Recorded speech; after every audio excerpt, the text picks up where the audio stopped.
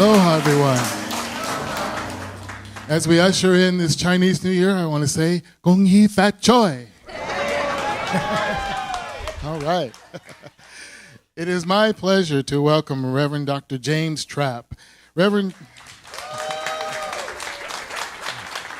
Trapp attended Princeton University, earning a BA in economics. He studied law at the University of Florida and had a successful criminal defense practice for 10 years. He became an ordained minister in 1994. The same year, he came to Unity on the Bay in Miami.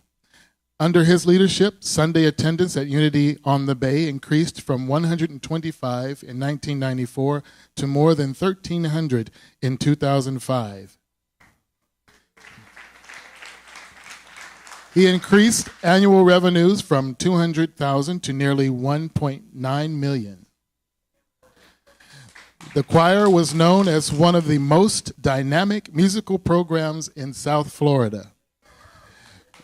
Due to his commitment to multicultural communities, the congregation became increasingly diverse and began to attract younger people. In 2005, Dr. Trapp became president and CEO of Unity Worldwide Ministries, where he fostered the Identity Project branding. In addition to working with Unity Worldwide Ministries, Dr. Trapp has been an active participant in the global spiritual community, participating in the Parliament of the World's Religions in 2004 and 2009. He has been a keynote speaker at numerous conferences, meetings, and events, winning awards at the local, state, and national levels for his dedication to community, diversity, and tolerance. Despite his many accomplishments, Dr. Trapp is most gratified and humbled to know that many people were spiritually transformed by their interaction with Unity and other organizations to which he belongs. He currently serves as the Senior Minister of Worship at Spiritual Life Center in Sacramento, California. He is married to his lovely wife, Angela, and has a 17-year-old son, Jalen Mandela Trapp. Please join me in welcoming the Reverend Dr. James Trapp.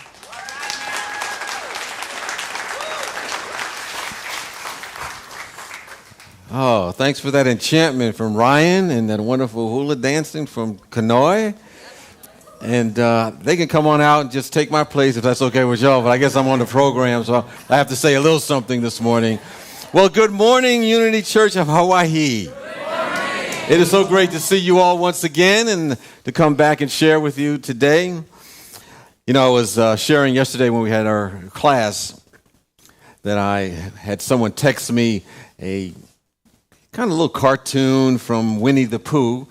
You know, I look for truth wherever I can find it. It doesn't matter. And in it, I think Winnie the Pooh was sitting in a tree and apparently was going through some challenges and problems in life, and had a colleague that was sitting there just pointing at Winnie the Pooh's nose and giving Winnie the Pooh some instructions and was saying to Winnie the Pooh, "You are braver than you believe. You are stronger than you seem. You are smarter than you think."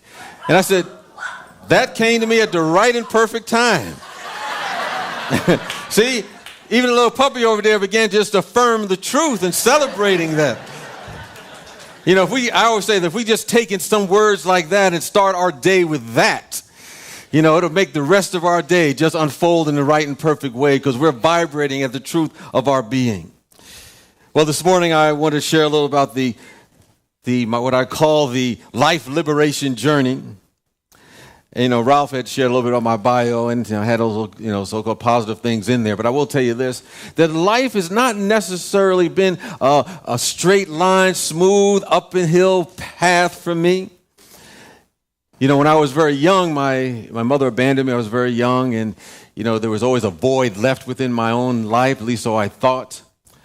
And oftentimes we kind of make up for that in our experiences. And I sought to try to find satisfaction for that void was within me by trying to gain things outside of me in life. But one of the things I began to understand over time, because over time, despite what appeared to be success in the outside, when I began to get more in the outside, it never satisfied that which I thought was missing within me. And so what follows what appears to be temporary satisfaction when we go for the wrong things is dissatisfaction. And so I began to try to fill up that seeming void within me with drugs and alcohol. My life began to collapse in a way that happened seemingly overnight. And I was going through my own experiences of rehab, and there was an individual that I had known who was going to a Unity church, and he had asked me to go with him. And he said, this place called Unity. And I said, well, is that a church? And he said, well, kind of sort of like that, yeah. And I said to him, I don't do church. And he bugged me so much that I said that, well, if you don't bother me anymore about this, I will go this one time just to check it out, just so you won't bother me anymore. So I came and I sat in the back right near the door, just in case I needed to sprint on out of there real quick and someone said something I didn't like. And of course, that message that day, I know was specifically tailor-made for me and me only. And I knew that someone had given that man my personal file so that he could prepare his talk that day. And people were looking at me because they knew that they were talking about me. And I'm thinking, man, I need to have someone come and sue this man for violating my privacy rights. Needless to say, and many people have had those experiences, that the message was just for them that day. And I came back every week after that and started a journey that has led me to be in front of you today in so many shapes or form, to speak these things that has affected my life in a positive way. One of the things when I talk about our own development, our own spiritual life journey, we're really talking about the unfoldment of our soul, the unfoldment of the essence of who we are. But understand that I believe that we're not trying to add anything to us. Everything that we need is already within us. And all we're doing is releasing the hindrances, the blockages that are somehow holding back our inner splendor for being expressed in our life. I think it's been planted in us before time began. It's a divine and perfect spiritual idea that is unfolding so that the glory of God can be expressed through and as our life. And what we're seeking to do more than anything is to reveal our true identity. It's all about the right identity. How are we describing ourselves? And it reminds me of a story of a young man who was about to finish up college. And he was one course short of getting his degree. So he said, I'm going to take this one course, it's about plants and animals, He thought it would be a very easy course for him to take. And so, what we used to call that in college, we called them guts, need at least one easy class, to kind of balance things out. And so he was still a diligent student. He went every day to class, never missed. He read all the assignments. He diligently took notes. And it came time for finals, so he prepared everything, and he was ready. So they handed out the exam to the students, and he looked at the exam that had like 5 questions on there. And the exam consisted of one column that had 5 pictures of bird legs, and then the other column, there was 5 names of birds. And the exam required that he match the bird legs with the names of the birds. Well, he was furious. He had studied all this work, and he said, I didn't look at any pictures of birds and bird legs, to prepare for this exam. So he walked up to the teacher, the professor of the exam, and said, your class has been good up until this point. This exam is silly. It's crazy. It doesn't make any sense to match bird legs with names of the birds. And the professor said, well, that's the exam. And, you either take the exam or you're going to fail my course. And he got a little bit more upset the more that the professor was telling him this. He said, this is absolutely ridiculous. You must be one of the stupidest professors around to give a test like that. That triggered something in the professor, and he said to him, well, you're not going to pass my course. You tell me who you are. And the guy pulled up his pants leg, pointed to his leg, and said, you identify me. You identify me.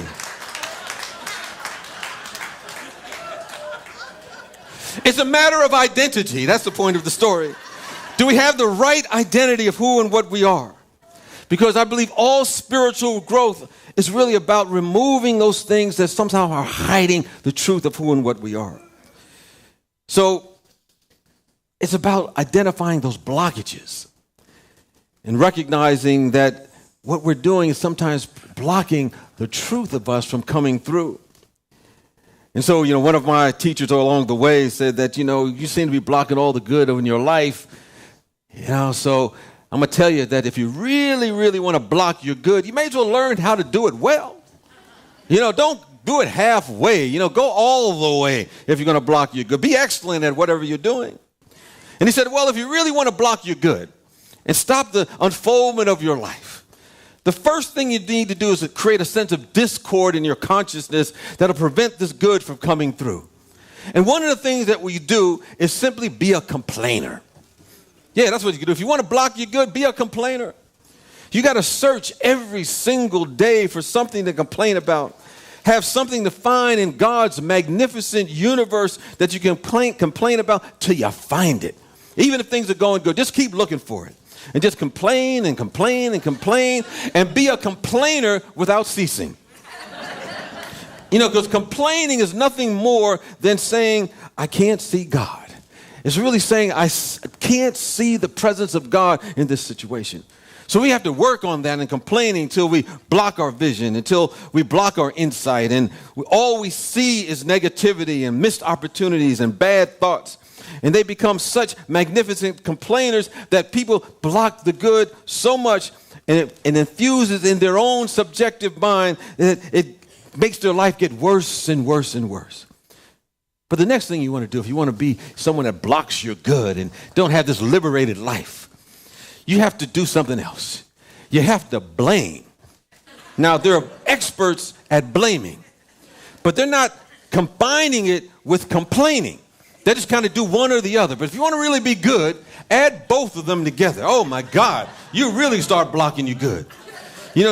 Sometimes people are just kind of hit and miss with their blame. Life looks good for a little while, and they create a little discord in consciousness. But if you want to really move to the next level, just combine complaining and blaming and do it without ceasing. But then number 3, instead of using our creative time and energy to vision and to have goals and we write down excuses as to what our life is not doing and why it's not working out. So we just keep thinking of reasons that life is not working. My parents got divorced. I was born under the wrong stars. My numbers just were not right in my astrological chart. I was too tall, too light, too dark, I had too much money. No, you cannot have too much money. Let me not say that. We have all kinds of excuses. So we just write down all the excuses and we let them serve us whenever something is not working in our life. Someone may come up to us and say, I see that things aren't working in your life right. What's going on? We pull maybe some excuse out of our pocket. Oh, number 47. I was born to the wrong parents. Why aren't things working in your life? Oh, my God, I'm ambidextrous and nobody likes me. I just made that up. But we've got to create all kinds of excuses, and then we'll feel confident that whenever things are not going right, we just have to have them right there, those excuses, and we'll come fluent in those excuses as to why life is not working. And we're just creating all kinds of discord in our awareness and blocking that good and not liberating our life. And then if you really want to nail this thing, what you really got to do is have a grudge. Have a grudge against somebody, you know what I mean? And then, you have to have some resentment on top of that. And in some way, somehow, grudge begins to, it blocks the flow of our creativity. It does not allow us to remember very well. All kinds of our energy gets dissipated, and we don't allow the vision of God to come through because it's blocking our circulation. But the grudge does more than that. The grudge becomes coagulated in thought forms in our awareness, and they show up as symptoms and problems. They show up as ways of life that are not quite in alignment with the presence of God. And grudges are very helpful in blocking our good. So if you really want to block the flow of good in your life, You got to hold a grudge, then you have to add this to it. Whenever you're holding a grudge against someone you're not liking, whenever their name is mentioned, oh, roll your eyes. Oh, my God. Oh, my God. Roll your eyes. You know how it goes. Someone brings up somebody's name in a conversation. So, yeah, I know him. I know her. And then we'll sink into our subjective, that whole feeling tone. And we'll, come away, and when we hear their name, we say, oh, God, bless America. And then, of course, that converts into back pain. And then we have the crick in our shoulder. And then we have a pain in our neck. And we don't know why, but we know why. We're blocking our good. And we got to block it consciously and hold the grudge to block the good of God and not liberate our life. Now, I say all that tongue-in-cheek just to get your attention. No one here does that, but you probably know people who do. But the whole idea, we want to tease into consciousness our mental habits and the things to do or don't do to be a clear channel so that we can be in alignment with the divine plan in our life. So I think there's some keys that we can take in to live this liberating journey, to liberate our spirit, that will help us in a moment-by-moment basis to encounter ourselves with the presence of God. I think when we put into our heart to be committed to the presence of God, through our prayer work, through our meditation, through our service, when we put that in consciousness as an intention, that moment by moment, we'll look to see God. We'll look to expect to see the good in our life. And when that happens, we won't try to get out of any circumstance. We won't try to dodge any problems in our life. We won't try to hide from the experiences because we know there's something within us that's far more powerful than what we're facing in our world. I think there's a song of the universe that we're here to add our own verse to it in a unique way. All of us have something that we need to provide to make this world fulfill its destiny and be seen when we're seen at our highest and best. And realize, as I was mentioning yesterday, yes, we use some things in life to kind of make things happen through our prayer and our visualizations. But when we begin to raise our awareness to be one with God, we're not causing anything to happen. As I mentioned in the class, we're making it welcome. Because we're vibrating at the presence and the love of God, and things seemingly show up in a way that we never imagined. I think here lies the mystery of mysticism. Here lies the mystery of genuine spirituality. We live in something that is uncaused. It never had a beginning and never had an end. It always is. God is. God is love. God is peace. God is joy. God is wisdom. God is all the time. And the moment we lift our vibration to it, it appears as our life. That's what our work is about. In a linear way of looking at life, some will say, well, how did you cause that to happen? And I say, really, we did not. We simply got out of the way of it happening so it can show up as our experience. And I believe that's what the life liberation journey is all about. When we understand that, we cannot necessarily use spirituality to succeed. Not to say that we don't use these principles to get our structures in place. It's common today as the consciousness is rising, and it is rising despite what we may see in the outer world. I'll talk a little bit more about the idea that we're going through probably some chemicalization to get to that next level, but that's a talk in and of itself. But oftentimes people try to use spiritual ideas, just for their own personal egoic needs. But it really can't be done. Why? Because a spiritual idea cannot be used. It simply is already. And it's waiting for a consciousness that's big enough, bold enough, courageous enough to be used by it. To be used by it. I imagine that's what Jesus said and was saying in the 9th chapter of Matthew. In the 16th verse, when he said, no one can add a new piece of cloth to an old garment. That which is used to fill it up will make the whole garment worse, will make the rent worse. In other words, we can't take an old spiritual idea and add it to our old lifestyle. We want to make our whole lifestyle spiritual. A whole lifestyle spiritual. Sometimes we want to keep our old lifestyle, and then we want to add a potpourri of spirituality in it. Take a little bit of this, and then I can make my lifestyle a little bit better. And I can cope with life a little bit better.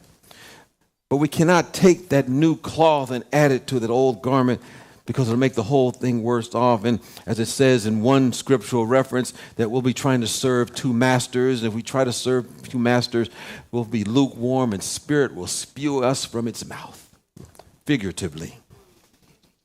I think in our own development, we cannot seek to use spiritual principles just to succeed. Instead, we must be devoted to spiritual principle, making it our way of life. Making it our way of life. I believe that this is the new spiritual definition of success, or the new definition of success. To be of service to an idea, to be of service to a spiritual idea. Because involved in that idea is abundance and prosperity and unbounded energy and vitality and vigor and transforming knowledge, divine wisdom, compassion, understanding, the ability to forgive ourselves and others and to see things aright. To be in service is to open to a grand song that is always taking place in this universe, in which we add our verse, add our harmony, add our melody, called our life. You know, oftentimes when we do that, we must not look at ourselves and say, I do not have enough talent. Instead, we must say, I must use the talent that I have. And then, as Ralph Waldo Emerson says, we provide the increase. We evoke the increase using what Spirit is providing for us. If we're waiting to get the power, if we're waiting to get the talent, if we're waiting to get the capability, we will not have it. But if we use what we have, then the talent and the prosperity begins to increase in and as our life. That's what it's all about. So this life liberation journey is about expressing who and what we are. By practicing these spiritual principles, we are adding our voice, our verse, to this grand song of this universe. You know, there's a lot going on in our world, in our society, in America today, seeming divisions on so many different levels. And as I was mentioning earlier, I go back to one of my favorite books in unity. Despite all the different kind of books I've read, lectures I've heard, I often go back to the basics. And I go back and I read Emily Cady's Lessons in Truth. I always say that if you incorporate every single thing that's in that book, you probably don't need anything else. You know, it covers it all, pretty much. But she has a chapter in there that talks about chemicalization.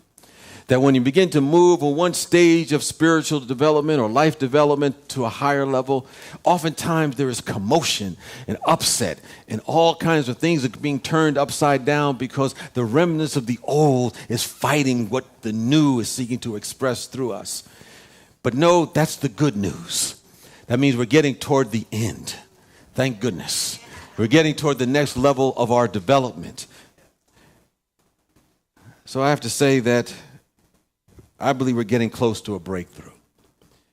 When we begin to practice these principles, begin to break down the barriers that sometimes have been created between people, between groups, between nations.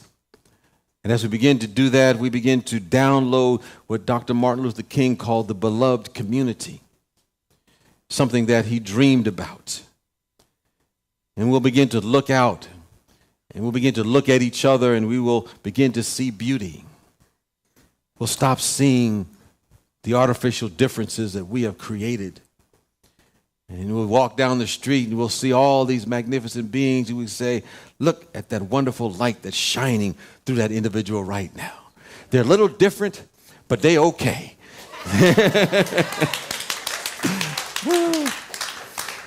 I think we move to a world which we don't see color, but we see the different shades of the infinite. And we'll not see separate cultures or separate religions, We'll see the many variations, how this infinite spirit we call God needs all of this to express its infinitude. I don't know if that's a word, but it is now, because I just said it. I think we're here to do our part.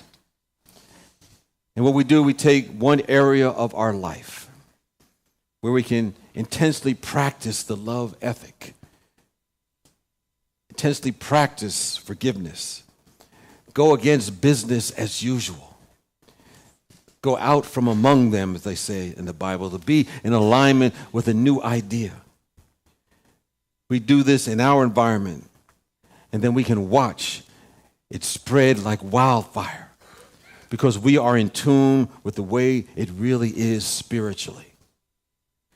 That underneath what we see as business as usual, beyond the appearances that we see, there is an idea. There is a spiritual plan. There is wholeness. There is harmony. And I think the Spirit of the living God is telling us in a feeling, if not in words, brothers and sisters of God, the time is now. The place is wherever you happen to be more than whatever you thought you can be, to follow those tenets of Winnie the Pooh in that cartoon. There is more in us waiting to be expressed. The world needs us to be the channels of the full expression of the presence of God, so that we may anchor this beloved community on earth as it has been envisioned by so many avatars over time. For this is who we are, and this is the life liberation journey that we are on. And as we move to that space, we will move from where we are to where we can be, and we will anchor heaven on earth. Peace and blessings to you.